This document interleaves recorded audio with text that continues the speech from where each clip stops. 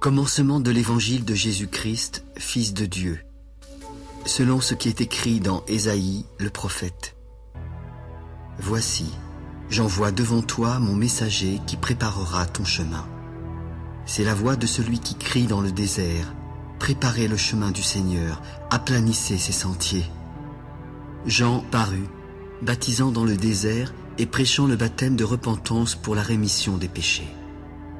Tout le pays de Judée et tous les habitants de Jérusalem se rendaient auprès de lui et confessant leurs péchés, ils se faisaient baptiser par lui dans le fleuve du Jourdain. Jean avait un vêtement de poil de chameau et une ceinture de cuir autour des reins. Il se nourrissait de sauterelles et de miel sauvage. Il prêchait en disant : Il vient après moi, celui qui est plus puissant que moi, et je ne suis pas digne de délier, en me baissant, les lacets de ses souliers. Moi, je vous ai baptisé d'eau. Lui, il vous baptisera du Saint-Esprit. En ce temps-là, Jésus vint de Nazareth en Galilée, et il fut baptisé par Jean dans le Jourdain. Au moment où il sortait de l'eau, il vit les cieux s'ouvrir et l'Esprit descendre sur lui comme une colombe. Alors, une voix se fit entendre des cieux. « Tu es mon Fils bien-aimé, en toi j'ai mis toute mon affection. » Aussitôt, l'Esprit poussa Jésus dans le désert où il passa 40 jours, tenté par Satan. Il était avec les bêtes sauvages et les anges le servaient. Après que Jean eut été livré, Jésus alla dans la Galilée prêchant l'évangile de Dieu. Le temps est accompli et le royaume de Dieu est proche. Repentez-vous et croyez à la bonne nouvelle. Comme il passait le long de la mer de Galilée, il vit Simon et André, frères de Simon, qui jetaient un filet dans la mer car ils étaient pêcheurs. Et Jésus leur dit : « Suivez-moi et je vous ferai pêcheurs d'hommes. » Aussitôt, ils laissèrent leur filet et le suivirent. Étant allé un peu plus loin, il vit Jacques, fils de Zébédée, et Jean, son frère, qui eux aussi étaient dans une barque et réparaient les filets. Aussitôt, il les appela, et, laissant leur père Zébédée dans la barque avec les ouvriers, ils le suivirent. Ils se rendirent à Capernaum. Le jour du sabbat, Jésus entra d'abord dans la synagogue et il enseigna. Ils étaient frappés de sa doctrine, car il enseignait comme ayant autorité et non pas comme les scribes. Il se trouva dans leur synagogue un homme qui avait un esprit impur et qui s'écria : « Qu'y a-t-il entre nous et toi, Jésus de Nazareth ? Tu es venu pour nous perdre, je sais qui tu es, le Saint de Dieu !» « Tais-toi et sors de cet homme !» Et l'esprit impur sortit de cet homme, en l'agitant avec violence et en poussant un grand cri. Tous furent saisis de stupéfaction, de sorte qu'ils se demandaient les uns aux autres : « Qu'est-ce que ceci ? Une nouvelle doctrine ? Il commande avec autorité même aux esprits impurs et ils lui obéissent. » Et sa renommée se répandit aussitôt dans tous les lieux environnants de la Galilée. En sortant de la synagogue, ils se rendirent avec Jacques et Jean à la maison de Simon et d'André. La belle-mère de Simon était couchée ayant la fièvre, et aussitôt on parla d'elle à Jésus. S'étant approché, il la fit lever en lui prenant la main, et à l'instant la fièvre la quitta, puis elle les servit. Le soir, après le coucher du soleil, on lui amena tous les malades et les démoniaques. Toute la ville était rassemblée devant sa porte. Il guérit beaucoup de gens qui avaient diverses maladies. Il chassa aussi beaucoup de démons. Et il ne permettait pas aux démons de parler parce qu'il le connaissait. Vers le matin, pendant qu'il faisait encore très sombre, il se leva et sortit pour aller dans un lieu désert où il pria. Simon et ceux qui étaient avec lui se mirent à sa recherche. Quand ils l'eurent trouvé, ils lui dirent : « Tous te cherchent !» « Allons ailleurs, dans les bourgades voisines, afin que j'y prêche aussi, car c'est pour cela que je suis sorti. » Et il alla prêcher dans les synagogues par toute la Galilée, et il chassa les démons. Un lépreux vint à lui et, se jetant à genoux, il lui dit d'un ton suppliant : « Si tu le veux, tu peux me rendre pur. » Jésus, ému de compassion, étendit la main et le toucha. « Je le veux, sois pur. » Aussitôt, la lèpre le quitta et il fut purifié. Jésus le renvoya sur le champ avec de sévères recommandations. « Garde-toi de ne rien dire à personne Mais va te montrer au sacrificateur et offre pour ta purification ce que Moïse a prescrit, afin que cela leur serve de témoignage. » Mais cet homme, s'en étant allé, se mit à publier hautement la chose et à la divulguer, de sorte que Jésus ne pouvait plus entrer publiquement dans une ville. Il se tenait dehors, dans des lieux déserts, et l'on venait à lui de toutes parts. Quelques jours après, Jésus revint à Capernaum. Quand on apprit qu'il était à la maison, il s'assembla un si grand nombre de personnes que l'espace devant la porte ne pouvait plus les contenir. Il leur annonçait la parole. Des gens vinrent à lui, amenant un paralytique porté par 4 hommes. Comme ils ne pouvaient l'aborder à cause de la foule, ils découvrirent le toit de la maison où il était, et ils descendirent par cette ouverture le lit sur lequel le paralytique était couché. Jésus, voyant leur foi, dit au paralytique: « Mon enfant, tes péchés sont pardonnés. » Il y avait là quelques scribes qui étaient assis, et qui se disaient au-dedans d'eux: « Comment cet homme parle-t-il ainsi? Il blasphème. Qui peut pardonner les péchés si ce n'est Dieu seul ?» Jésus, ayant aussitôt connu par son esprit ce qu'ils pensaient, leur dit: « Pourquoi avez-vous de telles pensées dans vos cœurs? Lequel est le plus aisé? De dire au paralytique: tes péchés sont pardonnés? Ou de dire: lève-toi, prends ton lit et marche? Or, afin que vous sachiez que le Fils de l'homme a sur la terre le pouvoir de pardonner les péchés, je te l'ordonne, lève-toi, prends ton lit et va dans ta maison. » À l'instant, le paralytique se leva, prit son lit et sortit en présence de tout le monde, de sorte qu'ils étaient tous dans l'étonnement et glorifiaient Dieu. « Nous n'avons jamais rien vu de pareil. » Jésus sortit de nouveau du côté de la mer. Toute la foule venait à lui et il les enseignait. En passant, il vit Lévi, fils d'Alphée, assis au bureau des péages, et il lui dit: « Suis-moi. » Lévi se leva et le suivit. Comme Jésus était à table dans la maison de Lévi, beaucoup de publicains et de gens de mauvaise vie se mirent aussi à table avec lui et avec ses disciples, car ils étaient nombreux à l'avoir suivi. Les scribes et les pharisiens, le voyant manger avec les publicains et les gens de mauvaise vie, dirent à ses disciples: « Pourquoi mange-t-il et boit-il avec les publicains et les gens de mauvaise vie ?» Jésus, ayant entendu, leur dit: « Ce ne sont pas ceux qui se portent bien qui ont besoin de médecins, mais les malades. Je ne suis pas venu appeler des justes, mais des pécheurs. » Comme les disciples de Jean et les pharisiens jeûnaient, ils se dirigèrent alors vers Jésus. « Pourquoi les disciples de Jean et ceux des pharisiens jeûnent-ils, tandis que tes disciples ne jeûnent point ?» Les amis de l'époux peuvent-ils jeûner pendant que l'époux est avec eux? Aussi longtemps qu'ils ont avec eux l'époux, ils ne peuvent jeûner. Les jours viendront où l'époux leur sera enlevé, alors ils jeûneront en ce jour-là. Personne ne coud une pièce de drap neuf à un vieil habit, autrement la pièce de drap neuf emporterait une partie du vieux et la déchirure serait pire. Et personne ne met du vin nouveau dans de vieilles outres, autrement le vin fait rompre les outres, et le vin et les outres sont perdus. Mais il faut mettre le vin nouveau dans des outres neuves. » Il arriva un jour de sabbat que Jésus traversa des champs de blé. Ses disciples, chemin faisant, se mirent à arracher des épis. Les pharisiens s'adressèrent alors à Jésus. « Pourquoi font-ils ce qui n'est pas permis pendant le sabbat ?» N'avez-vous jamais lu ce que fit David lorsqu'il fut dans la nécessité et qu'il eut faim, lui et ceux qui étaient avec lui?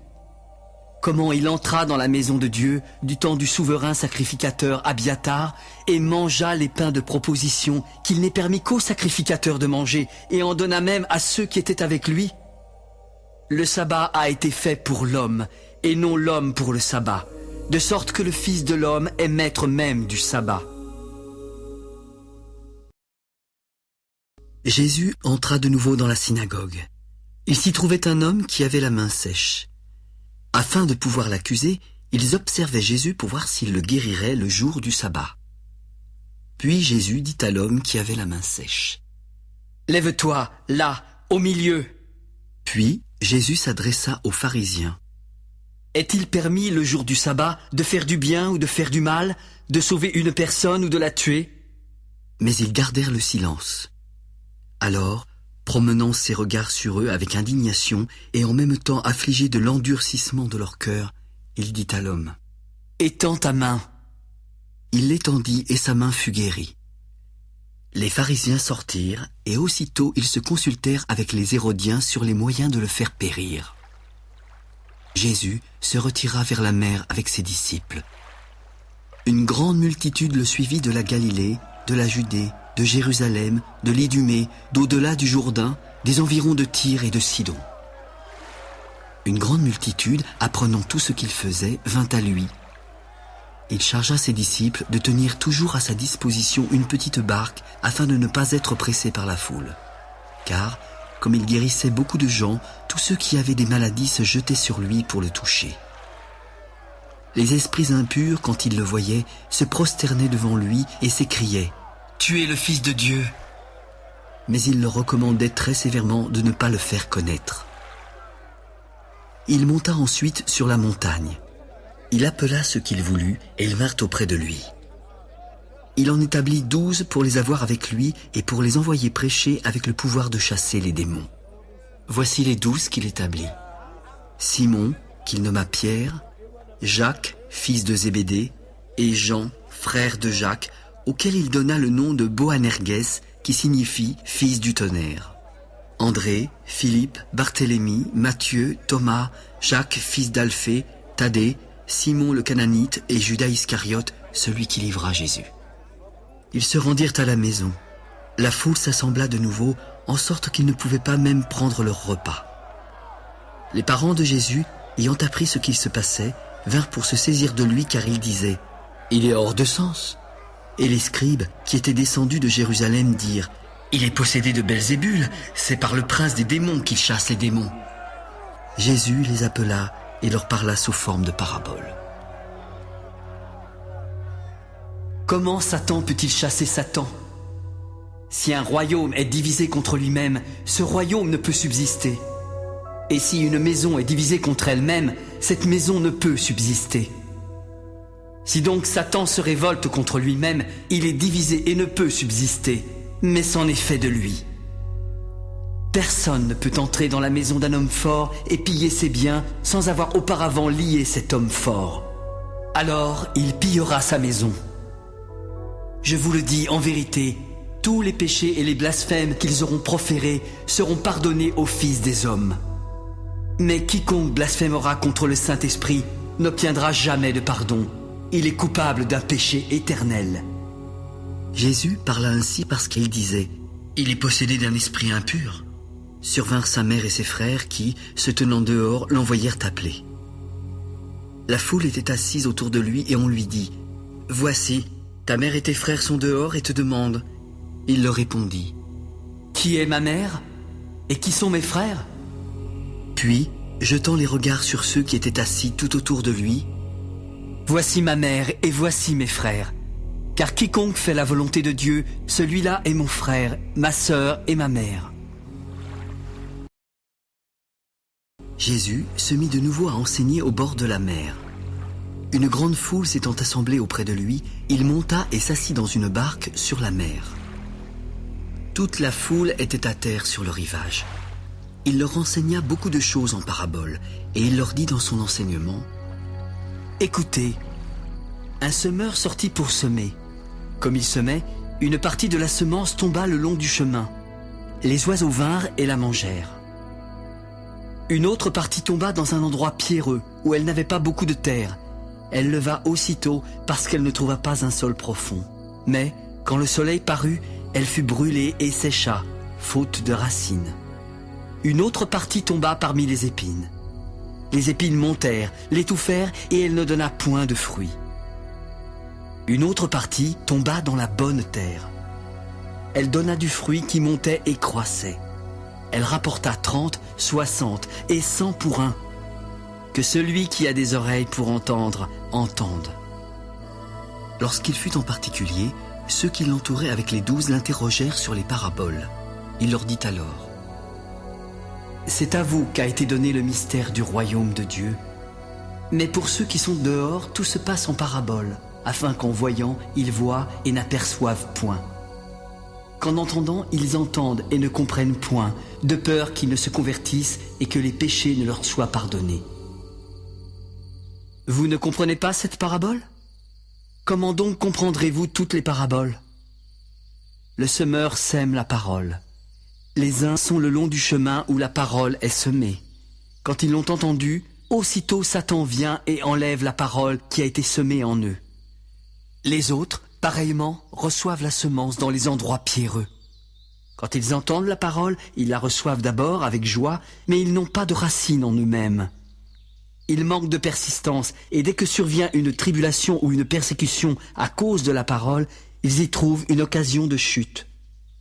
D'autres reçoivent la semence parmi les épines. Ce sont ceux qui entendent la parole, mais en qui les soucis du siècle, la séduction des richesses et l'invasion des autres convoitises étouffent la parole et la rendent infructueuse. D'autres reçoivent la semence dans la bonne terre. Ce sont ceux qui entendent la parole, la reçoivent et portent du fruit 30, 60 et 100 pour un. Apporte-t-on la lampe pour la mettre sous le boisseau ou sous le lit?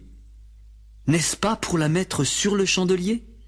Car il n'est rien de caché qui ne doive être découvert, rien de secret qui ne doive être mis à jour. Si quelqu'un a des oreilles pour entendre, qu'il entende. Prenez garde à ce que vous entendez. On vous mesurera avec la mesure dont vous vous serez servi, et on y ajoutera pour vous. Car on donnera à celui qui a, mais à celui qui n'a pas, on ôtera même ce qu'il a. Il en est du royaume de Dieu, comme quand un homme jette de la semence en terre. Qu'il dorme ou qu'il veille, nuit et jour, la semence germe et croît sans qu'il ne sache comment. La terre produit d'elle-même d'abord l'herbe, puis l'épi, puis le grain tout formé dans l'épi. Et, dès que le fruit est mûr, on y met la faucille, car la moisson est là. À quoi comparerons-nous le royaume de Dieu? Ou par quelle parabole le représenterons-nous? Il est semblable à un grain de sénévé qui, lorsqu'on le sème en terre, est la plus petite de toutes les semences qui sont sur la terre. Mais, lorsqu'il a été semé, il monte, devient plus grand que tous les légumes, et il lui pousse de grandes branches, de sorte que les oiseaux du ciel peuvent habiter sous son ombre.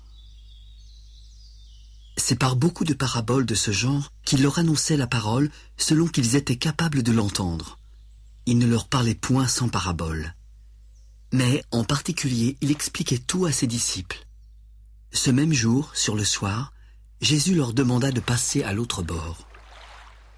Après avoir envoyé la foule, ils l'emmenèrent dans la barque où il se trouvait. Il y avait aussi d'autres barques avec lui. Il s'éleva un grand tourbillon et les flots se jetaient dans la barque au point qu'elle se remplissait déjà. Comme Jésus dormait à la poupe sur le coussin, ils le réveillèrent. « Maître, ne t'inquiètes-tu pas de ce que nous périssons ?» S'étant réveillé, il menaça le vent et dit à la mer : « Silence, tais-toi !» Le vent cessa et il y eut un grand calme. « Pourquoi avez-vous peur ainsi? N'avez-vous point de foi ?» Ils furent saisis d'une grande frayeur et se dirent les uns aux autres : « Quel est donc celui-ci à qui obéissent même le vent et la mer ?» Ils arrivèrent à l'autre bord de la mer, dans le pays des Gadaréniens. Dès que Jésus fut hors de la barque, il vint venir au-devant de lui un homme sortant des sépulcres et possédé d'un esprit impur. Cet homme avait sa demeure dans les sépulcres. Personne ne pouvait plus le lier, même avec une chaîne, car souvent il avait eu les fers aux pieds et avait été lié de chaînes. Mais il avait rompu les chaînes et brisé les fers, et personne n'avait la force de le dompter. Nuit et jour, il était sans cesse dans les sépulcres et sur les montagnes, criant et se meurtrissant avec des pierres. Ayant vu Jésus de loin, il accourut, se prosterna devant lui et s'écria d'une voix forte : « Qu'y a-t-il entre toi et moi, Jésus, fils du Dieu très haut? Je t'en conjure au nom de Dieu, ne me tourmente pas !»« Sors de cet homme, esprit impur. Quel est ton nom ?»« Légion est mon nom, car nous sommes plusieurs !» Et il le priait instamment de ne pas les envoyer hors du pays. Comme il y avait là, vers la montagne, un grand troupeau de pourceaux qui paissaient, les démons le prièrent : « Envoie-nous dans ces pourceaux afin que nous entrions en eux !» Il le leur permit. Les esprits impurs sortirent et entrèrent dans les pourceaux. Puis le troupeau se précipita des pentes escarpées dans la mer. Il y en avait environ 2000, et tous se noyèrent dans la mer. Ceux qui les faisaient paître s'enfuirent et répandirent la nouvelle dans la ville et dans les campagnes. Les gens allèrent voir ce qui était arrivé. Ils vinrent auprès de Jésus et ils virent le démoniaque, celui qui avait eu la légion, assis, vêtu et dans son bon sens. Ils furent saisis de frayeur. Ceux qui avaient vu ce qui s'était passé leur racontèrent ce qui était arrivé au démoniaque et au pourceau. Ils se mirent alors à supplier Jésus de quitter leur territoire. Comme il montait dans la barque, celui qui avait été démoniaque lui demanda la permission de rester avec lui. Jésus ne le lui permit pas, mais il lui dit : « Va dans ta maison, vers les tiens, et raconte-leur tout ce que le Seigneur t'a fait, et comment il a eu pitié de toi. » Il s'en alla et se mit à publier dans la Décapole tout ce que Jésus avait fait pour lui. Ainsi, tous furent dans l'étonnement. Jésus, dans la barque, regagna l'autre rive où une grande foule s'assembla près de lui. Il était au bord de la mer. Alors vint un des chefs de la synagogue, nommé Jaïrus, qui, l'ayant aperçu, se jeta à ses pieds et lui adressa cette instante prière. « Ma petite fille est à l'extrémité. Viens, impose-lui les mains afin qu'elle soit sauvée et qu'elle vive. » Jésus s'en alla avec lui, et une grande foule le suivait et le pressait. Or, il y avait une femme atteinte d'une perte de sang depuis 12 ans. Elle avait beaucoup souffert entre les mains de plusieurs médecins. Elle avait dépensé tout ce qu'elle possédait et n'avait éprouvé aucun soulagement, mais était allée plutôt en empirant. Ayant entendu parler de Jésus, elle vint dans la foule par derrière et toucha son vêtement. « Si je puis seulement toucher ses vêtements, je serai guérie. » Au même instant, la perte de sang s'arrêta et elle sentit dans son corps qu'elle était guérie de son mal. Jésus, qui connut aussitôt en lui-même qu'une force était sortie de lui, se retourna au milieu de la foule. « Qui a touché mes vêtements ?» Ses disciples lui dirent : « Tu vois la foule qui te presse et tu dis : Qui m'a touché ?» Il regardait autour de lui pour voir celle qui avait fait cela. La femme, effrayée et tremblante, sachant ce qui s'était passé en elle, vint se jeter à ses pieds et lui dit toute la vérité. « Ma fille, ta foi t'a sauvée. Va en paix et sois guérie de ton mal. » Comme il parlait encore, survinrent de chez le chef de la synagogue des gens qui dirent : « Ta fille est morte, pourquoi importuner davantage le maître ?» Sans tenir compte de ces paroles, Jésus dit au chef de la synagogue : « Ne crains pas, crois seulement. » Et il ne permit à personne de l'accompagner, si ce n'est à Pierre, à Jacques et à Jean, frères de Jacques. Ils arrivèrent à la maison du chef de la synagogue, où Jésus vit une foule bruyante et des gens qui pleuraient et poussaient de grands cris. Il entra et leur dit : « Pourquoi faites-vous tant de bruit et pourquoi pleurez-vous ? L'enfant n'est pas morte, mais elle dort. » Comme il se moquait de lui, et ayant fait sortir tout le monde, il prit avec lui le père et la mère de l'enfant et ceux qui l'avaient accompagné. Puis il entra là où était l'enfant. Il la saisit par la main et lui dit : « Talitha koumi », ce qui signifie : « Jeune fille, lève-toi, je te le dis. » Aussitôt, la jeune fille se leva et se mit à marcher, car elle avait 12 ans. Tous furent dans un grand étonnement. Jésus leur adressa de fortes recommandations pour que personne ne sût la chose et demanda qu'on donnât à manger à la jeune fille. Jésus partit de là et se rendit dans sa patrie. Ses disciples le suivirent. Quand le sabbat fut venu, il se mit à enseigner dans la synagogue. Beaucoup de gens qui l'entendirent étaient étonnés et disaient : « D'où lui viennent ces choses ? Quelle est cette sagesse qui lui a été donnée et comment de tels miracles se font-ils par ses mains ? N'est-ce pas le charpentier, le fils de Marie, le frère de Jacques, de Jose, de Jude et de Simon ? Et ses sœurs ne sont-elles pas ici parmi nous ?» Comme il était pour eux une occasion de chute, Jésus leur déclara : « Un prophète n'est méprisé que dans sa patrie, parmi ses parents et dans sa maison. » Il ne put faire là aucun miracle, si ce n'est qu'il imposa les mains à quelques malades et les guérit. Il s'étonnait de leur incrédulité. Jésus parcourait les villages d'alentour en enseignant. Alors, il appela les 12 et il commença à les envoyer 2 à 2 en leur donnant pouvoir sur les esprits impurs. Il leur prescrivit de ne rien prendre pour le voyage, si ce n'est un bâton, de n'avoir ni pain, ni sac, ni monnaie dans la ceinture, de chausser des sandales et de ne pas revêtir 2 tuniques. Puis il leur dit : « Dans quelque maison que vous entriez, restez-y jusqu'à ce que vous partiez de ce lieu. Et s'il y a quelque part des gens qui ne vous reçoivent ni ne vous écoutent, retirez-vous de là et secouez la poussière de vos pieds afin que cela leur serve de témoignage. » Ils partirent et ils prêchèrent la repentance. Ils chassaient beaucoup de démons.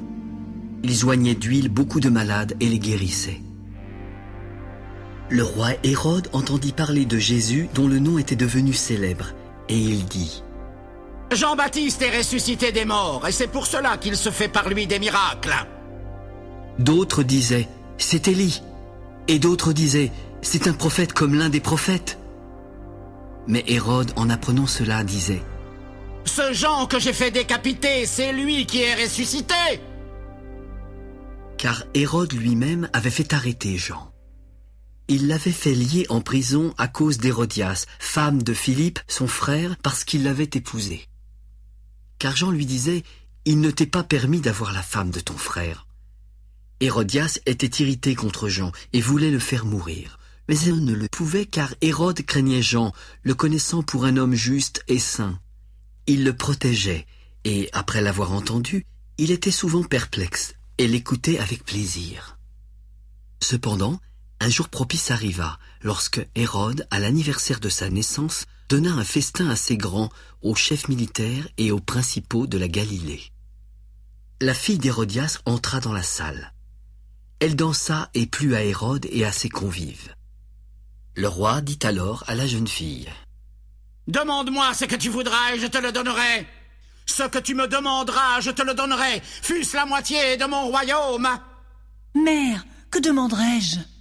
Et sa mère répondit : « La tête de Jean-Baptiste. » Elle s'empressa de rentrer aussitôt vers le roi et lui fit cette demande. « Je veux que tu me donnes à l'instant, sur un plat, la tête de Jean-Baptiste. » Le roi fut attristé, mais à cause de ses serments et des convives, il ne voulut pas lui faire un refus. Il envoya sur le champ un garde avec ordre d'apporter la tête de Jean-Baptiste. Le garde alla décapiter Jean dans la prison et apporta la tête sur un plat. Il la donna à la jeune fille et elle la donna à sa mère. Les disciples de Jean, ayant appris cela, vinrent prendre son corps et le mirent dans un sépulcre. Les apôtres, s'étant rassemblés auprès de Jésus, lui racontèrent tout ce qu'ils avaient fait et tout ce qu'ils avaient enseigné. Jésus leur dit : « Venez à l'écart dans un lieu désert et reposez-vous un peu. » Car il y avait beaucoup d'allants et de venants, et ils n'avaient même pas le temps de manger. Ils partirent donc dans une barque pour aller à l'écart dans un lieu désert. Beaucoup de gens les virent s'en aller et les reconnurent. De toutes les villes, on accourut à pied et on les devança au lieu où ils se rendaient. Quand il sortit de la barque, Jésus vit une grande foule et fut ému de compassion pour eux, parce qu'ils étaient comme des brebis qui n'ont point de berger. Alors, il se mit à leur enseigner beaucoup de choses. Comme l'heure était déjà avancée, ses disciples s'approchèrent de lui. « Ce lieu est désert et l'heure est déjà avancée. Renvoie-les, afin qu'ils aillent dans les campagnes et dans les villages des environs pour s'acheter de quoi manger. » « Donnez-leur vous-même à manger. » Irions-nous acheter des pains pour 200 deniers et leur donnerions-nous à manger ? Combien avez-vous de pain ? Allez voir. 5 et 2 poissons. Alors, il leur commanda de les faire tous asseoir par groupes sur l'herbe verte. Et ils s'assirent par rangées de 100 et de 50. Il prit les 5 pains, les 2 poissons, et levant les yeux vers le ciel, il rendit grâce. Puis, il rompit les pains et les donna aux disciples afin qu'ils les distribuassent à la foule. Il partagea aussi les 2 poissons entre tous. Tous mangèrent et furent rassasiés, et l'on emporta 12 paniers pleins de morceaux de pain et de ce qui restait des poissons. Ceux qui avaient mangé les pains étaient 5000 hommes. Aussitôt après, il obligea ses disciples à monter dans la barque et à passer avant lui de l'autre côté, vers Bethsaïda, pendant que lui-même renverrait la foule. Quand il l'eut renvoyé, il s'en alla sur la montagne pour prier. Le soir étant venu, la barque était au milieu de la mer et Jésus était seul à terre. Il vit qu'ils avaient beaucoup de peine à ramer, car le vent leur était contraire. À la 4e veille de la nuit environ, il alla vers eux, marchant sur la mer, et il voulait les dépasser. Quand ils le virent marcher sur la mer, ils crurent que c'était un fantôme. Ils poussèrent des cris car tous le voyaient et étaient troublés. Aussitôt, Jésus leur adressa la parole. « Rassurez-vous, c'est moi, n'ayez pas peur. » Puis il monta vers eux dans la barque et le vent cessa. Ils furent en eux-mêmes tous stupéfaits et remplis d'étonnement, car ils n'avaient pas compris le miracle des pains, parce que leur cœur était endurci. Après avoir traversé la mer, ils abordèrent et vinrent dans le pays de Génézareth. Quand ils furent sortis de la barque, les gens, ayant aussitôt reconnu Jésus, parcoururent tous les environs. On se mit alors à apporter les malades sur des lits partout où l'on apprenait qu'il était. En quelques lieux qu'il arriva, dans les villages, dans les villes ou dans les campagnes, on mettait les malades sur les places publiques et on le priait de leur permettre seulement de toucher le bord de son vêtement. Et tous ceux qui le touchaient étaient guéris. Les pharisiens et quelques scribes, venus de Jérusalem, s'assemblèrent auprès de Jésus.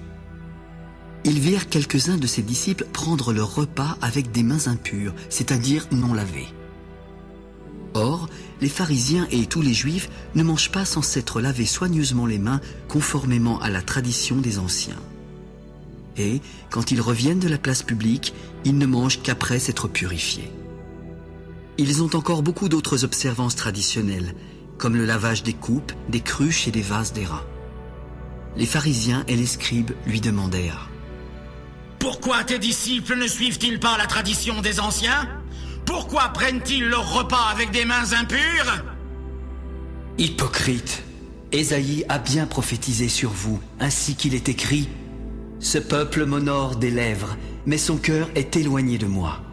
C'est en vain qu'il m'honore en donnant des préceptes qui sont des commandements d'hommes.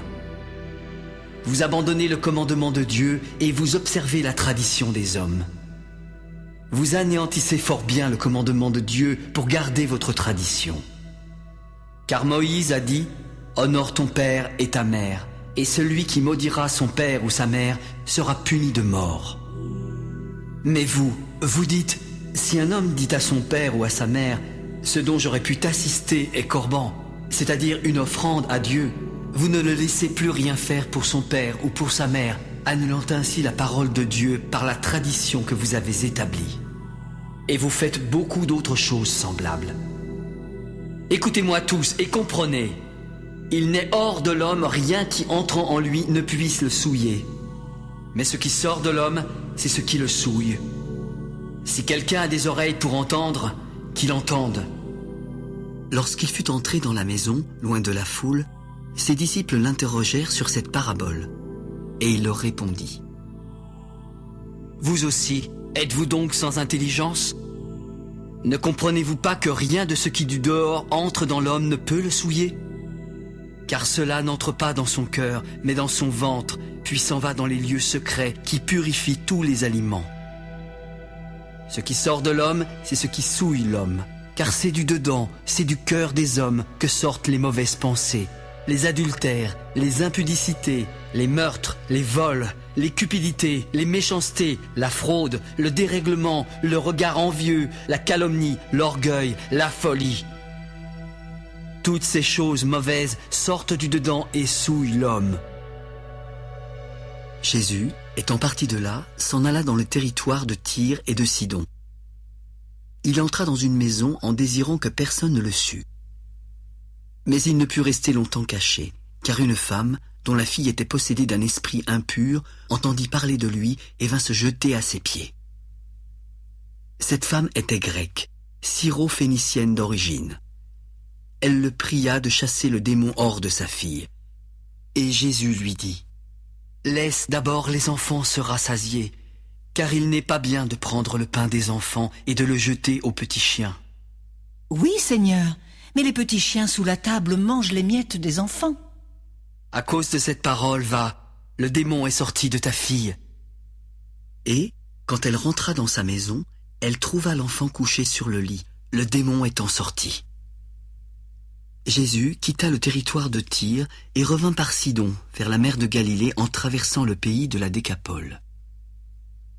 On lui amena un sourd qui avait de la difficulté à parler, et on le pria de lui imposer les mains.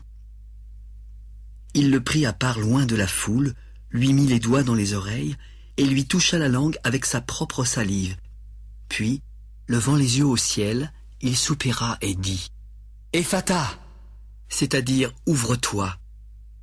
Aussitôt ses oreilles s'ouvrirent, sa langue se délia, et il parla très bien. Jésus leur recommanda de n'en parler à personne, mais plus il le leur recommanda, plus ils le publièrent. Ils étaient dans le plus grand étonnement et disaient « Il fait tout à merveille, il fait même entendre les sourds et parler les muets !» En ces jours-là, une foule nombreuse s'étant de nouveau réunie et n'ayant pas de quoi manger, Jésus appela les disciples. « Je suis ému de compassion pour cette foule, car voilà 3 jours qu'ils sont près de moi et ils n'ont rien à manger. Si je les renvoie chez eux à jeun, les forces leur manqueront en chemin, car quelques-uns d'entre eux sont venus de loin. » Comment pourrait-on les rassasier de pain, ici, dans un lieu désert ? « Combien avez-vous de pain ?»« 7. » Alors, il fit asseoir la foule par terre, prit les 7 pains, et, après avoir rendu grâce, il les rompit, puis les donna à ses disciples pour les distribuer à la foule. Ils avaient encore quelques petits poissons. Alors Jésus, ayant rendu grâce, les fit aussi distribuer. Tous mangèrent et furent rassasiés, et l'on emporta 7 corbeilles pleines de morceaux qui restaient. Ils étaient environ 4000. Ensuite, Jésus les renvoya. Aussitôt, il monta dans la barque avec ses disciples et se rendit dans la contrée de Dalmanuta. Les pharisiens survinrent, se mirent à discuter avec Jésus et, pour l'éprouver, lui demandèrent un signe venant du ciel. Jésus répondit en soupirant profondément en son esprit. « Pourquoi cette génération demande-t-elle un signe ? Je vous le dis en vérité, il ne sera point donné de signe à cette génération. » Puis il les quitta et remonta dans la barque pour passer sur l'autre bord.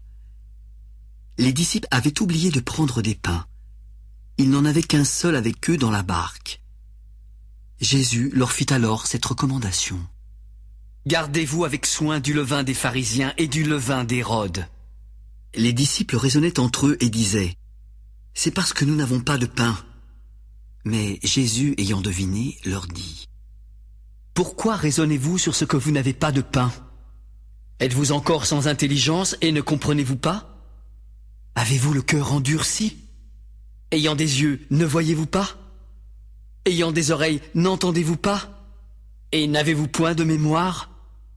Quand j'ai rompu les 5 pains pour les 5000 hommes, combien de paniers pleins de morceaux avez-vous emporté? 12. Et quand j'ai rompu les 7 pains pour les 4000 hommes, combien de corbeilles pleines de morceaux avez-vous emporté? 7. Ne comprenez-vous pas encore? Ils se rendirent à Bethsaïda et on amena vers Jésus un aveugle qu'on le pria de toucher. Il prit l'aveugle par la main et le conduisit hors du village. Puis il lui mit de la salive sur les yeux, lui imposa les mains et lui demanda s'il voyait quelque chose. J'aperçois les hommes, mais j'en vois comme des arbres, et qui marchent.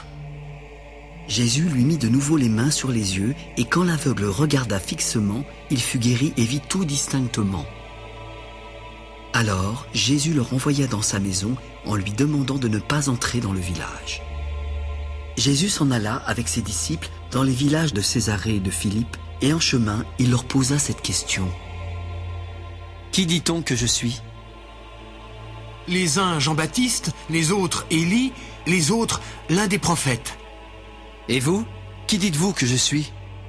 Pierre lui répondit. Tu es le Christ. Jésus leur recommanda sévèrement de ne dire cela de lui à personne. Alors il commença à leur apprendre qu'il fallait que le Fils de l'homme souffrit beaucoup, qu'il fût rejeté par les anciens, par les principaux sacrificateurs et par les scribes, qu'il fut mis à mort et qu'il ressuscita 3 jours après. Il leur disait ces choses ouvertement. Pierre, l'ayant pris à part, se mit à le reprendre. Mais Jésus, se retournant et regardant ses disciples, le réprimanda. « Arrière de moi, Satan, car tu ne conçois pas les choses de Dieu, tu n'as que des pensées humaines. Si quelqu'un veut venir après moi, qu'il renonce à lui-même, qu'il se charge de sa croix et qu'il me suive. Car celui qui voudra sauver sa vie la perdra, mais celui qui perdra sa vie à cause de moi et de la bonne nouvelle la sauvera. Que sert-il à un homme de gagner tout le monde s'il perd son âme? Que donnerait un homme en échange de son âme? Car quiconque aura honte de moi et de mes paroles au milieu de cette génération adultère et pécheresse, le Fils de l'homme aura aussi honte de lui quand il viendra dans la gloire de son Père avec les saints anges. »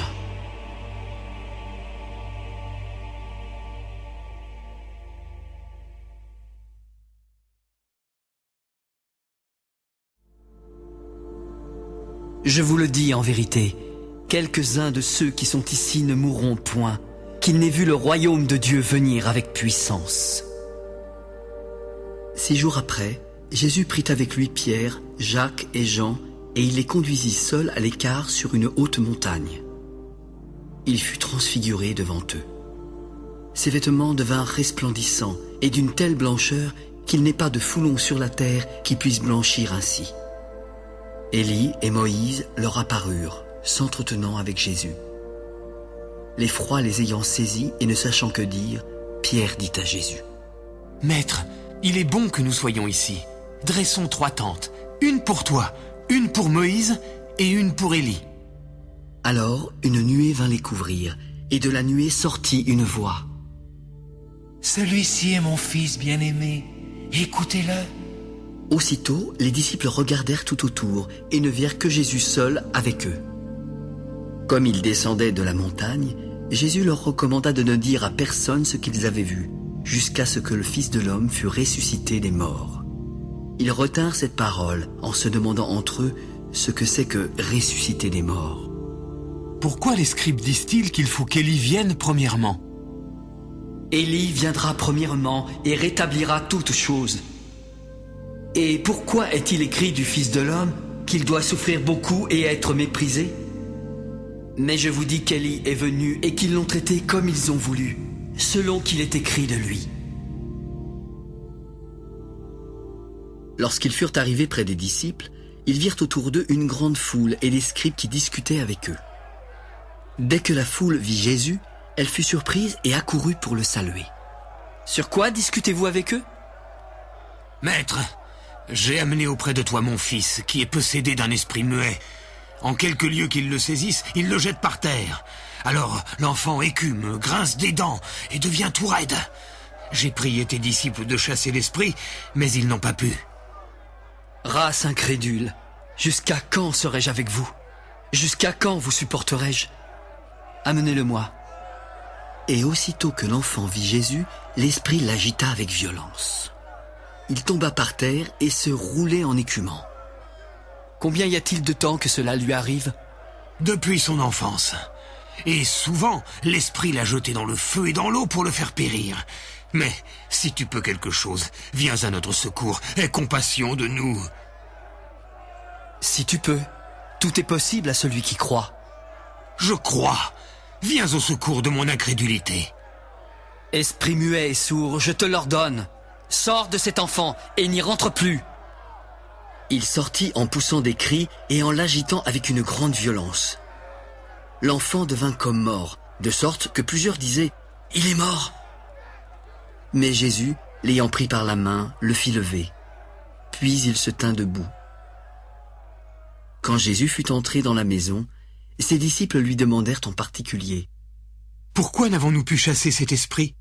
Cette espèce-là ne peut sortir que par la prière.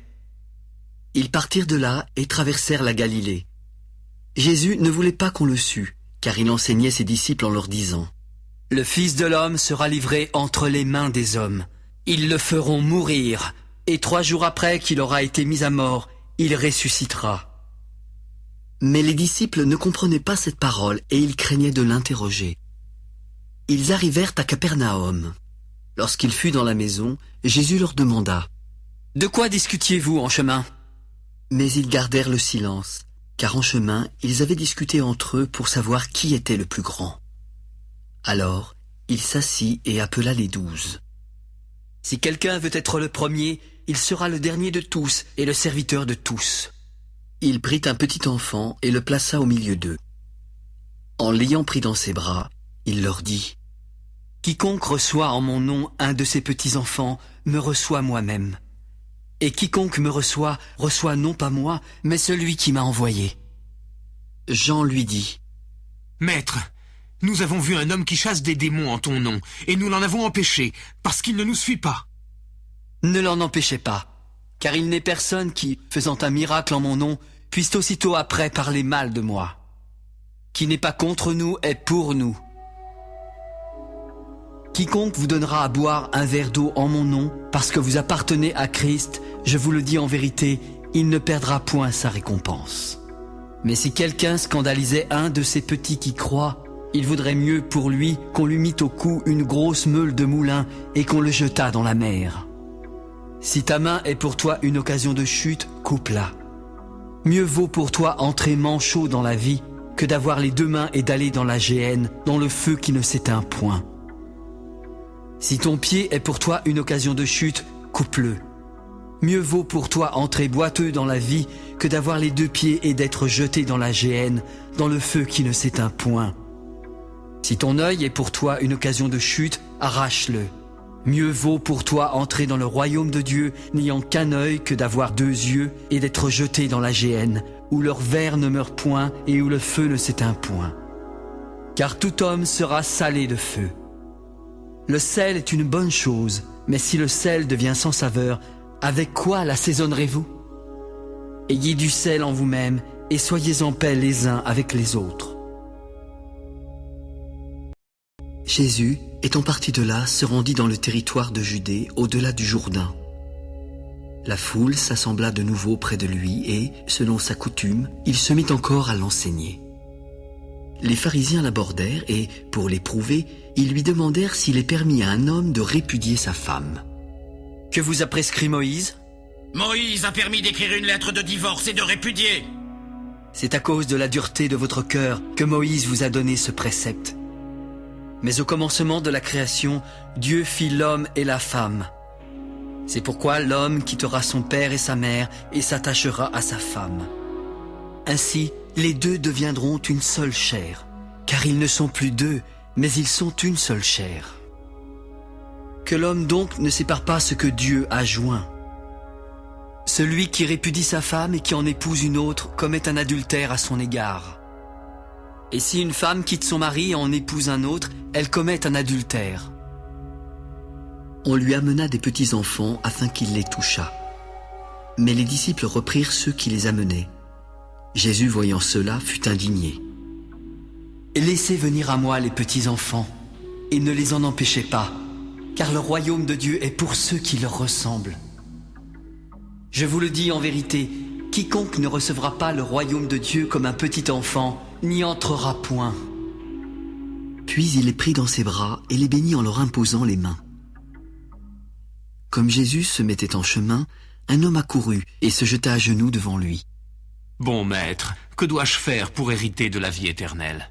« Pourquoi m'appelles-tu bon? Il n'y a de bon que Dieu seul. Tu connais les commandements. Tu ne commettras point d'adultère. Tu ne tueras point. Tu ne déroberas point. Tu ne diras point de faux témoignages. Tu ne feras tort à personne et honore ton père et ta mère. » Maître, j'ai déjà observé toutes ces choses dès ma jeunesse. Il te manque une chose. Va, vends tout ce que tu as, donne-le aux pauvres et tu auras un trésor dans le ciel. Puis viens et suis-moi. Mais, affligé de cette parole, cet homme s'en alla tout triste, car il avait de grands biens. Jésus, regardant autour de lui, dit à ses disciples. Qu'il sera difficile à ceux qui ont des richesses d'entrer dans le royaume de Dieu. Les disciples furent étonnés de ce que Jésus parlait ainsi. Puis il leur dit. Mes enfants, qu'il est difficile à ceux qui se confient dans les richesses d'entrer dans le royaume de Dieu. Il est plus facile à un chameau de passer par le trou d'une aiguille qu'à un riche d'entrer dans le royaume de Dieu. Les disciples furent encore plus étonnés et ils se dirent les uns aux autres, « Qui peut être sauvé ?»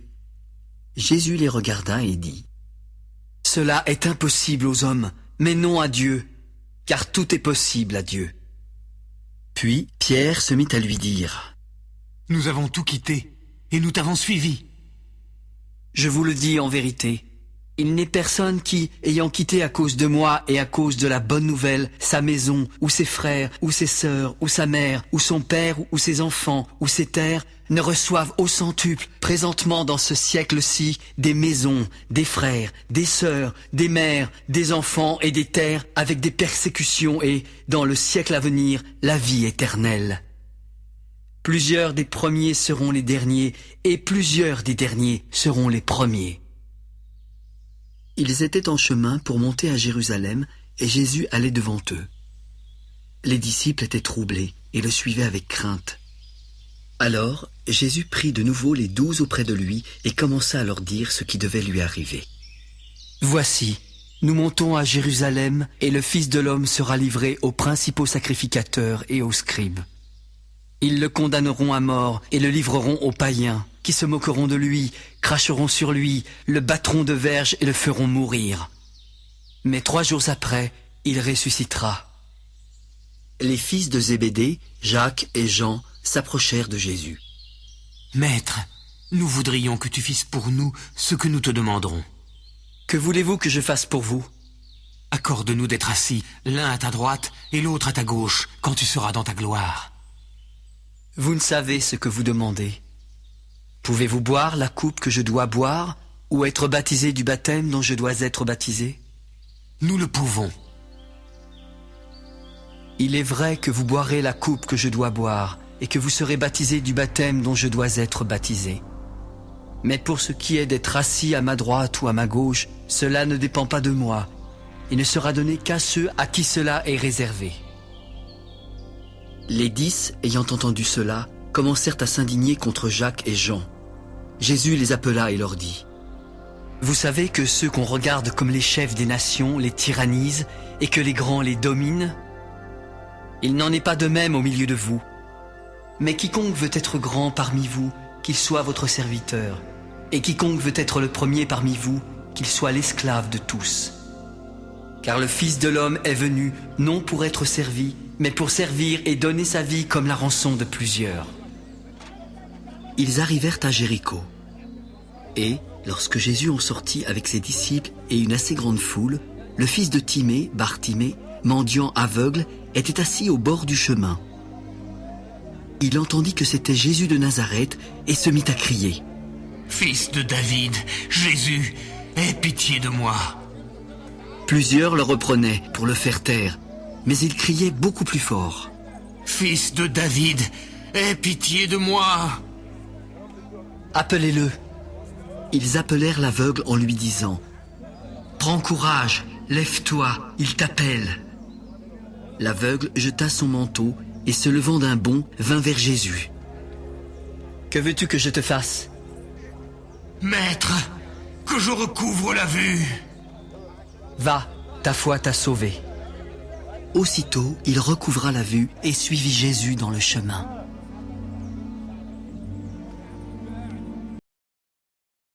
Lorsqu'ils approchèrent de Jérusalem, qu'ils furent près de Bethphagée et de Béthanie, vers la montagne des Oliviers, Jésus envoya 2 de ses disciples en leur disant, « Allez au village qui est devant vous. Dès que vous y serez entrés, vous trouverez un ânon attaché sur lequel aucun homme ne s'est encore assis. Détachez-le et amenez-le. Si quelqu'un vous dit « Pourquoi faites-vous cela ?» Répondez « Le Seigneur en a besoin, et à l'instant, il le laissera venir ici. » Les disciples, étant allés, trouvèrent l'ânon attaché dehors près d'une porte au contour du chemin, et ils le détachèrent. Quelques-uns de ceux qui étaient là leur dirent « Que faites-vous? Pourquoi détachez-vous cet ânon ?» Ils répondirent comme Jésus l'avait dit, et on les laissa aller. Ils amenèrent à Jésus l'ânon sur lequel ils jetèrent leurs vêtements, et Jésus s'assit dessus. Beaucoup de gens étendirent leurs vêtements sur le chemin, et d'autres des branches qu'ils coupèrent dans les champs. ceux qui précédaient et ceux qui suivaient Jésus criaient. Hosanna! Béni soit celui qui vient au nom du Seigneur. Béni soit le règne qui vient, le règne de David, notre Père. Hosanna dans les lieux très hauts. Jésus entra à Jérusalem dans le temple.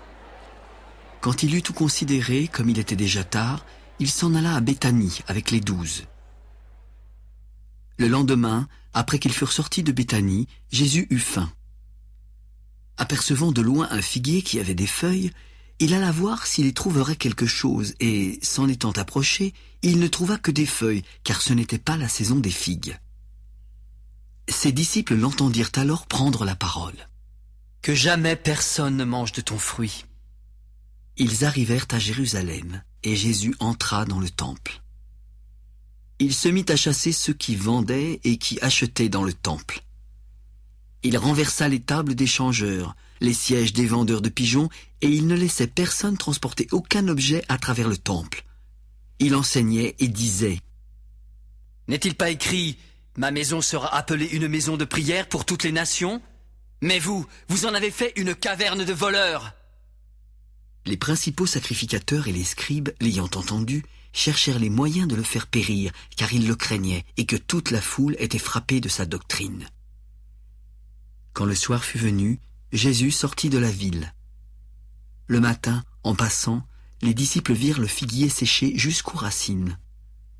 Pierre, se rappelant ce qui s'était passé, dit à Jésus : « Rabbi, regarde, le figuier que tu as maudit a séché. » Ayez foi en Dieu. Je vous le dis en vérité, si quelqu'un dit à cette montagne « Ôte-toi de là et jette-toi dans la mer », et s'il ne doute point en son cœur, mais croit que ce qu'il dit arrive, il le verra s'accomplir. C'est pourquoi je vous dis, tout ce que vous demanderez en priant, croyez que vous l'avez reçu et vous le verrez s'accomplir. Et, lorsque vous êtes debout, faisant votre prière, si vous avez quelque chose contre quelqu'un, pardonnez, afin que votre Père qui est dans les cieux vous pardonne aussi vos offenses. Mais si vous ne pardonnez pas, votre Père qui est dans les cieux ne vous pardonnera pas non plus vos offenses.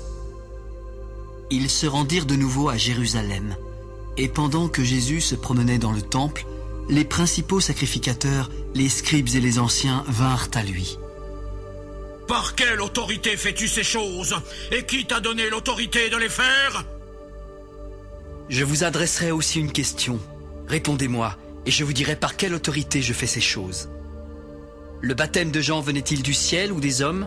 Répondez-moi. Mais ils raisonnèrent ainsi entre eux. Si nous répondons du ciel, il dira : pourquoi donc n'avez-vous pas cru en lui? Et si nous répondons des hommes? Ils craignaient le peuple, car tous tenaient réellement Jean pour un prophète. Alors ils répondirent à Jésus : nous ne savons. Alors Jésus leur dit : moi non plus, je ne vous dirai pas par quelle autorité je fais ces choses. Jésus se mit ensuite à leur parler en parabole. Un homme planta une vigne. Il l'entoura d'une haie, creusa un pressoir et bâtit une tour. Puis il la ferma à des vignerons et quitta le pays. Au temps de la récolte, il envoya un serviteur vers les vignerons pour recevoir d'eux une part du produit de la vigne. S'étant saisi de lui, ils le battirent et le renvoyèrent à vide. Il envoya de nouveau vers eux un autre serviteur. Ils le frappèrent à la tête et l'outragèrent. Il en envoya un troisième qu'ils tuèrent, puis plusieurs autres qu'ils battirent ou tuèrent. Il avait encore un fils bien-aimé. Il l'envoya vers eux le dernier en disant : ils auront du respect pour mon fils. Mais ces vignerons dirent entre eux : voici l'héritier, venez, tuons-le et l'héritage sera à nous. Et ils se saisirent de lui, le tuèrent et le jetèrent hors de la vigne. Maintenant, que fera le maître de la vigne? Il viendra, fera périr les vignerons et il donnera la vigne à d'autres. N'avez-vous pas lu cette parole de l'Écriture? La pierre qu'ont rejetée ceux qui bâtissaient est devenue la principale de l'angle. C'est par la volonté du Seigneur qu'elle l'est devenue, et c'est un prodige à nos yeux. Il cherchait à se saisir de lui, mais il craignait la foule. Ils avaient compris que c'était pour eux que Jésus avait dit cette parabole. Alors, ils le quittèrent et s'en allèrent.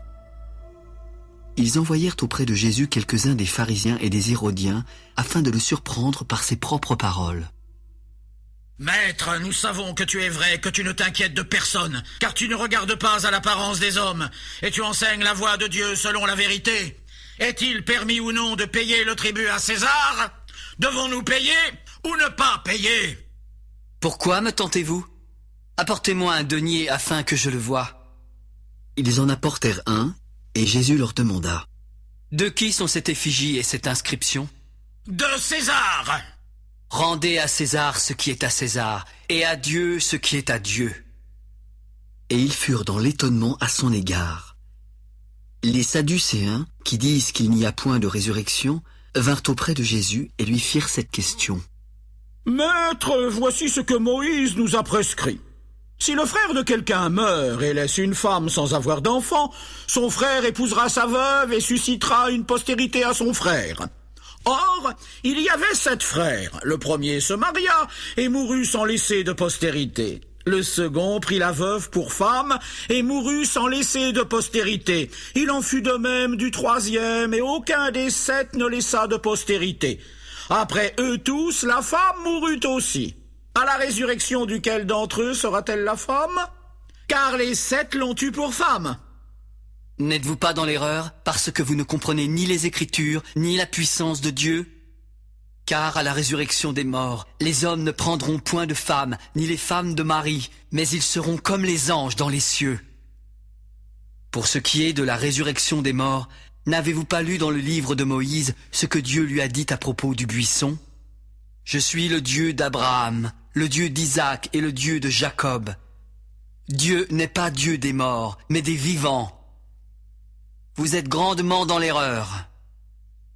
Un des scribes, qui les avait entendus discuter, sachant que Jésus avait bien répondu aux Sadducéens, s'approcha. « Quel est le premier de tous les commandements? » Voici le premier. Écoute Israël, le Seigneur notre Dieu est l'unique Seigneur.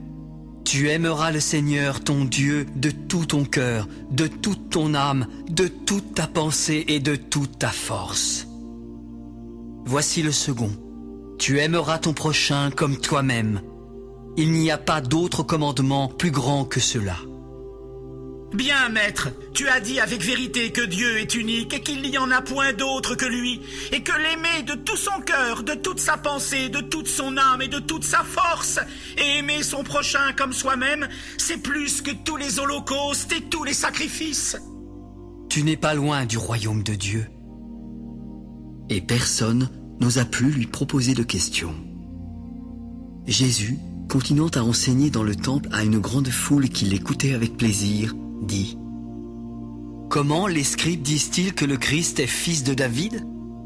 David lui-même, animé par l'Esprit Saint, a dit: Le Seigneur a dit à mon Seigneur, assieds-toi à ma droite, jusqu'à ce que je fasse de tes ennemis ton marchepied. David lui-même l'appelle Seigneur. Comment donc est-il son fils?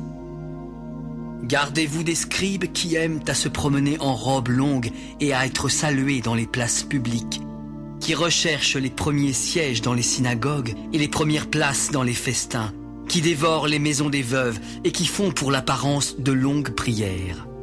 Ils seront jugés plus sévèrement. » Jésus, s'étant assis vis-à-vis du tronc, regardait comment la foule y mettait de l'argent.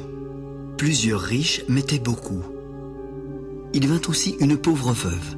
Elle y mit 2 petites pièces faisant un quart de sou. Alors Jésus, ayant appelé ses disciples, leur dit: « Je vous le dis en vérité, cette pauvre veuve a donné plus qu'aucun de ceux qui ont mis dans le tronc. Car tous ont mis de leur superflu, mais elle a mis de son nécessaire, tout ce qu'elle possédait, tout ce qu'elle avait pour vivre. » Lorsque Jésus sortit du temple, un de ses disciples lui dit: « Maître, regarde quelle pierre et quelle construction! Vois-tu ces grandes constructions? Il ne restera pas pierre sur pierre qui ne soit renversée. » Il s'assit sur la montagne des Oliviers en face du temple. Pierre, Jacques, Jean et André lui firent en particulier cette question: « Dis-nous, quand cela arrivera-t-il? Et à quel signe connaîtra-t-on que toutes ces choses vont s'accomplir? Prenez garde que personne ne vous séduise, car plusieurs viendront sous mon nom, disant « C'est moi », et ils séduiront beaucoup de gens. Quand vous entendrez parler de guerre et de bruit de guerre, ne soyez pas troublés, car il faut que ces choses arrivent. Mais ce ne sera pas encore la fin. Une nation s'élèvera contre une nation, et un royaume contre un royaume. Il y aura des tremblements de terre en divers lieux, il y aura des famines. Ce ne sera que le commencement des douleurs. Prenez garde à vous-même. On vous livrera aux tribunaux et vous serez battus de verges dans les synagogues. Vous comparaîtrez devant des gouverneurs et devant des rois à cause de moi pour leur servir de témoignage. Il faut premièrement que la bonne nouvelle soit prêchée à toutes les nations. Quand on vous emmènera pour vous livrer, ne vous inquiétez pas d'avance de ce que vous aurez à dire, mais dites ce qui vous sera donné à l'heure même, car ce n'est pas vous qui parlerez, mais l'Esprit Saint. Le frère livrera son frère à la mort et le père son enfant. Les enfants se soulèveront contre leurs parents et les feront mourir. Vous serez haïs de tous à cause de mon nom, mais celui qui persévérera jusqu'à la fin sera sauvé. Lorsque vous verrez l'abomination de la désolation établie là où elle ne doit pas être, alors que ceux qui seront en Judée fuient dans les montagnes. Que celui qui sera sur le toit ne descende pas et n'entre pas pour prendre quelque chose dans sa maison, et que celui qui sera dans les champs ne retourne pas en arrière pour prendre son manteau. Malheur aux femmes qui seront enceintes et à celles qui allaiteront en ces jours-là. Priez pour que ces choses n'arrivent pas en hiver, car la détresse en ces jours sera telle qu'il n'y en a point eu de semblable depuis le commencement du monde que Dieu a créé jusqu'à présent, et qu'il n'y en aura jamais. Et si le Seigneur n'avait abrégé ces jours, personne ne serait sauvé, mais il les a abrégés à cause des élus qu'il a choisis.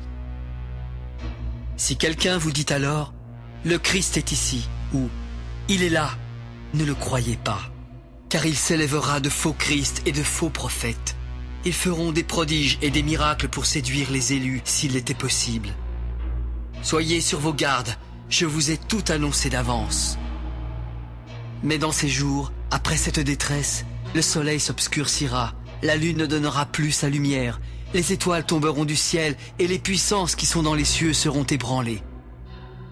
Alors, on verra le Fils de l'homme venant sur les nuées avec une grande puissance et avec gloire. Alors il enverra les anges et il rassemblera les élus des 4 vents, de l'extrémité de la terre jusqu'à l'extrémité du ciel. Instruisez-vous par une comparaison tirée du figuier. Dès que ses branches deviennent tendres et que les feuilles poussent, vous connaissez que l'été est proche. De même, quand vous verrez ces choses arriver, sachez que le Fils de l'homme est proche à la porte. Je vous le dis en vérité, cette génération ne passera point que tout cela n'arrive. Le ciel et la terre passeront, mais mes paroles ne passeront point. Pour ce qui est du jour ou de l'heure, personne ne le sait, ni les anges dans le ciel, ni le Fils, mais le Père seul. Prenez garde, veillez et priez, car vous ne savez quand ce temps viendra. Il en sera comme d'un homme qui, partant pour un voyage, laisse sa maison, remet l'autorité à ses serviteurs, indique à chacun sa tâche et ordonne au portier de veiller. Veillez donc, car vous ne savez quand viendra le maître de la maison, ou le soir, ou au milieu de la nuit, ou au chant du coq, ou le matin. Craignez qu'il ne vous trouve endormi à son arrivée soudaine. Ce que je vous dis, je le dis à tous, veillez. La fête de Pâques et des pains sans levain devait avoir lieu 2 jours après. Les principaux sacrificateurs et les scribes cherchaient les moyens d'arrêter Jésus par ruse et de le faire mourir. Car ils disaient que ce ne soit pas pendant la fête afin qu'il n'y ait pas de tumulte parmi le peuple. Comme Jésus était à Béthanie, dans la maison de Simon le lépreux, une femme entra pendant qu'il se trouvait à table. Elle tenait un vase d'albâtre qui renfermait un parfum de nard pur de grand prix et, ayant rompu le vase, elle répandit le parfum sur la tête de Jésus. Quelques-uns exprimèrent entre eux leur indignation. À quoi bon perdre ce parfum? On aurait pu le vendre plus de 300 deniers et les donner aux pauvres. Et ils s'irritaient contre cette femme. Mais Jésus dit, « Laissez-la. Pourquoi lui faites-vous de la peine? Elle a fait une bonne action à mon égard, car vous avez toujours les pauvres avec vous, et vous pouvez leur faire du bien quand vous voulez, mais vous ne m'avez pas toujours. Elle a fait ce qu'elle a pu. Elle a d'avance embaumé mon corps pour la sépulture. Je vous le dis en vérité, partout où la bonne nouvelle sera prêchée, dans le monde entier, on racontera aussi en mémoire de cette femme ce qu'elle a fait. » Judas Iscariote, l'un des 12, alla vers les principaux sacrificateurs afin de leur livrer Jésus. Après l'avoir entendu, ils furent dans la joie et promirent de lui donner de l'argent. Alors, Judas cherchait une occasion favorable pour le livrer. Le premier jour des pains sans levain, où l'on immolait la Pâque, les disciples de Jésus lui dirent, « Où veux-tu que nous allions te préparer la Pâque? Allez à la ville, vous rencontrerez un homme portant une cruche d'eau, suivez-le. Quelque part qu'il entre, dites au maître de la maison, le maître dit, où est le lieu où je mangerai la Pâque avec mes disciples? Et il vous montrera une grande chambre haute, meublée et toute prête. C'est là que vous nous préparerez la Pâque. » Les disciples partirent, arrivèrent à la ville et trouvèrent les choses comme il leur avait dit. Et ils préparèrent la Pâque. Le soir étant venu, il arriva avec les 12. Pendant qu'ils étaient à table et qu'ils mangeaient, Jésus dit, « Je vous le dis en vérité, l'un de vous qui mange avec moi me livrera. » Ils commencèrent à s'attrister et à lui dire l'un après l'autre, « Est-ce moi ?» C'est l'un des 12 qui met avec moi la main dans le plat. Le Fils de l'homme s'en va selon ce qui est écrit de lui. Mais malheur à l'homme par qui le Fils de l'homme est livré. Mieux vaudrait pour cet homme qu'il ne fût pas né. Pendant qu'ils mangeaient, Jésus prit du pain, et, après avoir rendu grâce, il le rompit et le leur donna en disant, « Prenez, ceci est mon corps. » Il prit ensuite une coupe, et, après avoir rendu grâce, il la leur donna. Ils en burent tous, puis il leur dit, « Ceci est mon sang, le sang de l'alliance qui est répandu pour plusieurs. Je vous le dis en vérité, je ne boirai plus jamais du fruit de la vigne jusqu'au jour où je le boirai nouveau dans le royaume de Dieu. » Après avoir chanté les cantiques, ils se rendirent à la montagne des Oliviers. Jésus leur dit alors, « Vous serez tous scandalisés, car il est écrit, « Je frapperai le berger, et les brebis seront dispersées. » Mais, après que je serai ressuscité, je vous précéderai en Galilée. » Pierre lui répondit, « Quand tous seraient scandalisés, je ne serais pas scandalisé. » Je te le dis en vérité, toi, aujourd'hui, cette nuit même, avant que le coq chante 2 fois, tu me renieras 3 fois. Mais Pierre reprit plus fortement, « Quand il me faudrait mourir avec toi, je ne te renierai pas. » Et tous dirent la même chose. Ils allèrent ensuite dans un lieu appelé Gethsémané, et Jésus dit à ses disciples, « Asseyez-vous ici, pendant que je prierai. » Il prit avec lui Pierre, Jacques et Jean, et il commença à éprouver de la frayeur et des angoisses. « Mon âme est triste jusqu'à la mort. Restez ici et veillez. » Puis, ayant fait quelques pas en avant, il se jeta contre terre et pria que s'il était possible, cette heure s'éloignât de lui.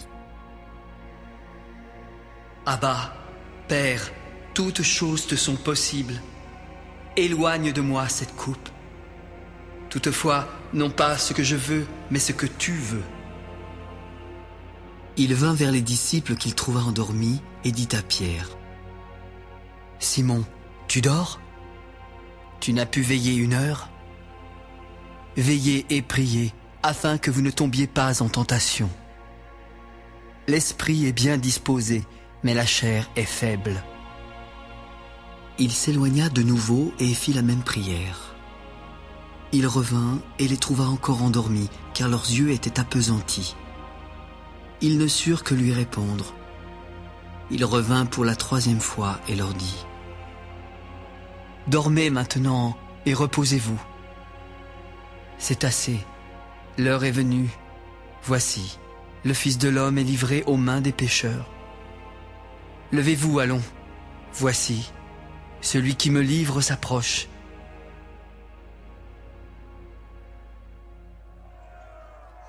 Et aussitôt, comme il parlait encore, arriva Judas, l'un des 12, et avec lui une foule armée d'épées et de bâtons, envoyés par les principaux sacrificateurs, par les scribes et par les anciens. Celui qui le livrait leur avait donné ce signe : celui que je baiserai, c'est lui. Saisissez-le et emmenez-le sûrement. Dès qu'il fut arrivé, il s'approcha de Jésus, disant : Rabbi, et il le baisa. Alors ces gens mirent la main sur Jésus et le saisirent. Un de ceux qui étaient là, tirant l'épée, frappa le serviteur du souverain sacrificateur et lui emporta l'oreille. Jésus, prenant la parole, leur dit : Vous êtes venus comme après un brigand, avec des épées et des bâtons, pour vous emparer de moi.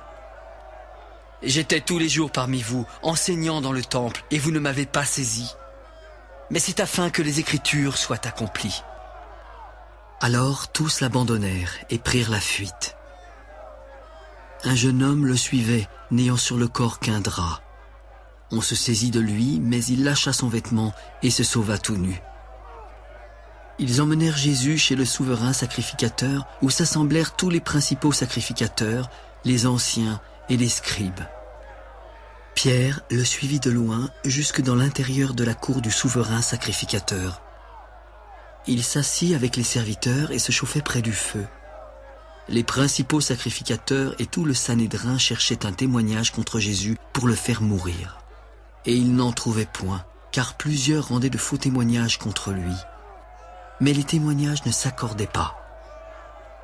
Quelques-uns se levèrent et portèrent un faux témoignage contre lui, disant : Nous l'avons entendu dire, je détruirai ce temple fait de main d'homme, et en 3 jours j'en bâtirai un autre qui ne sera pas fait de main d'homme.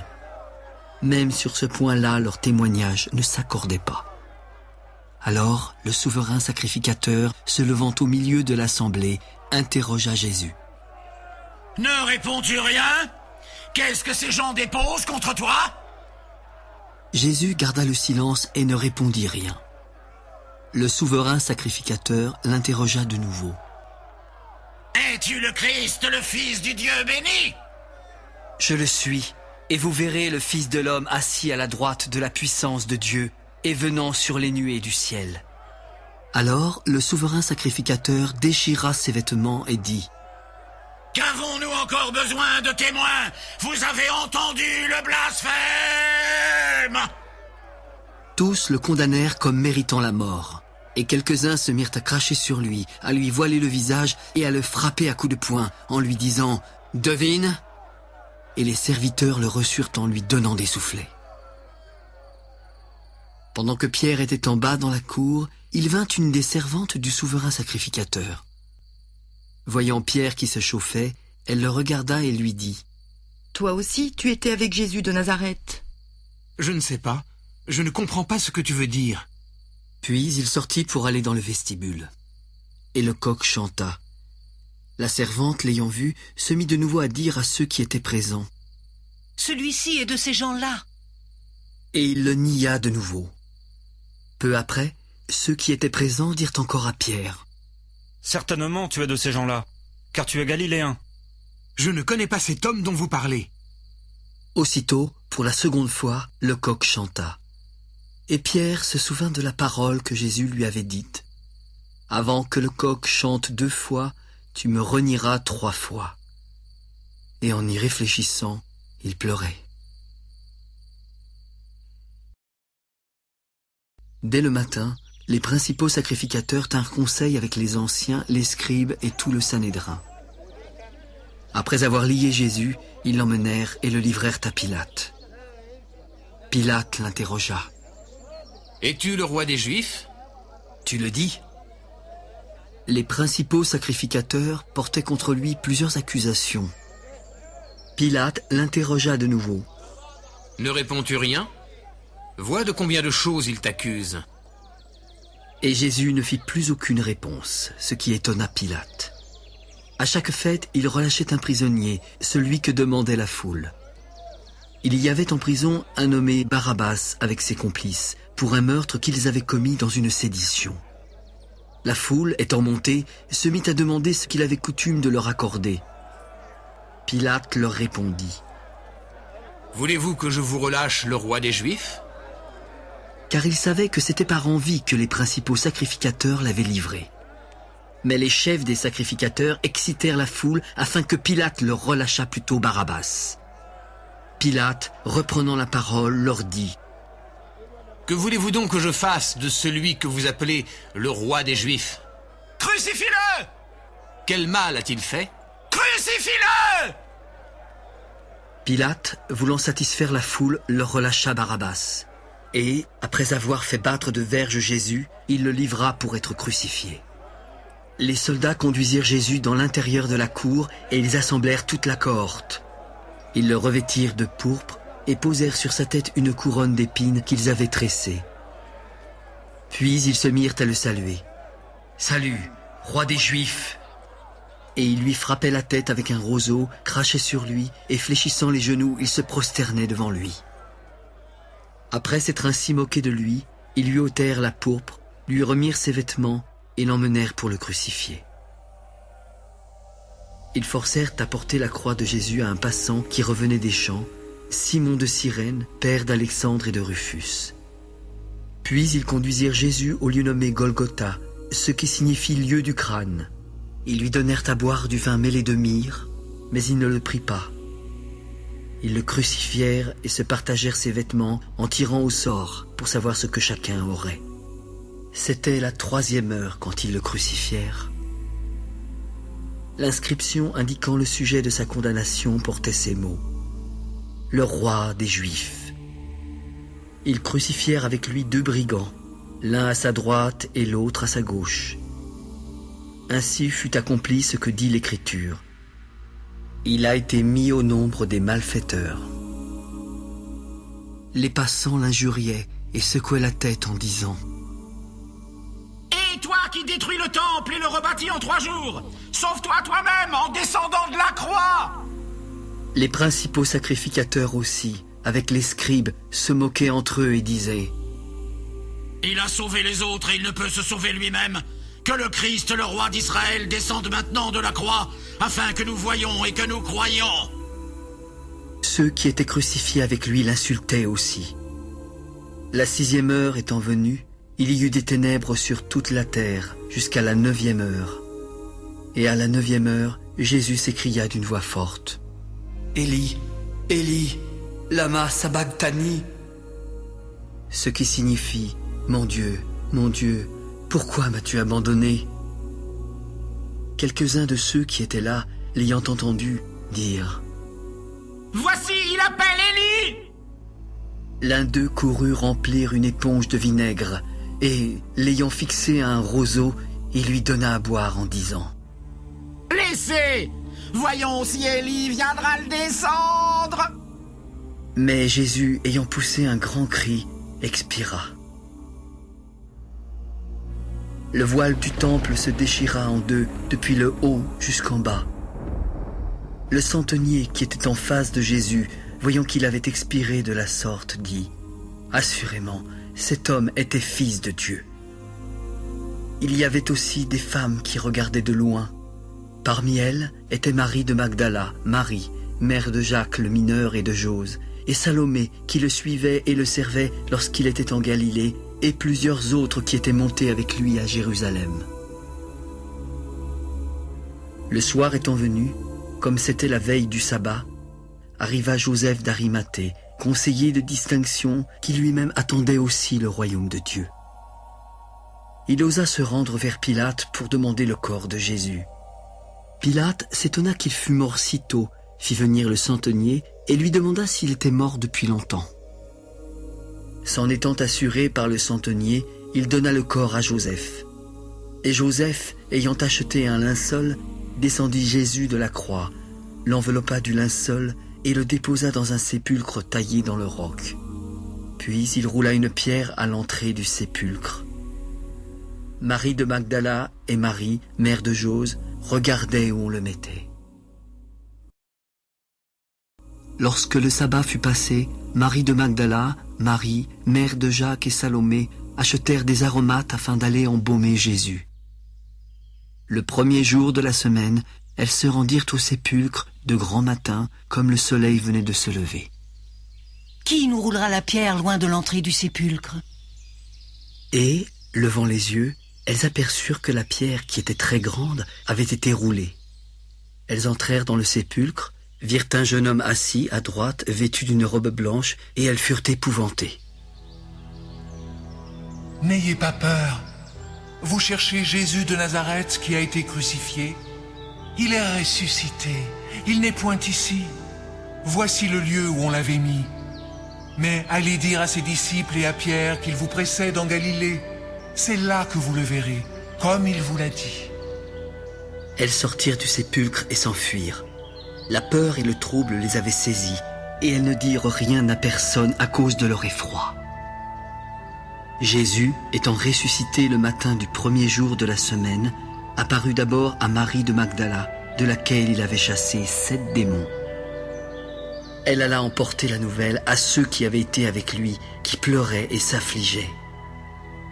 Quand ils entendirent qu'il vivait et qu'elle l'avait vu, ils ne le crurent point. Après cela, il apparut sous une autre forme à 2 d'entre eux qui étaient en chemin pour aller à la campagne. Ils revinrent l'annoncer aux autres qui ne les crurent pas non plus. Enfin, il apparut aux 11 pendant qu'ils étaient à table, et il leur reprocha leur incrédulité et la dureté de leur cœur, parce qu'ils n'avaient pas cru ceux qui l'avaient vu ressusciter. Puis il leur dit: « Allez par tout le monde et prêchez la bonne nouvelle à toute la création. Celui qui croira et qui sera baptisé sera sauvé, mais celui qui ne croira pas sera condamné. Voici les miracles qui accompagneront ceux qui auront cru. En mon nom, ils chasseront les démons, ils parleront de nouvelles langues, ils saisiront des serpents. S'ils boivent quelques breuvages mortels, ils ne leur feront point de mal. Ils imposeront les mains aux malades, et les malades seront guéris. » Le Seigneur, après leur avoir parlé, fut enlevé au ciel, et il s'assit à la droite de Dieu. Et ils s'en allèrent prêcher partout. Le Seigneur travaillait avec eux et confirmait la parole par les miracles qui l'accompagnaient.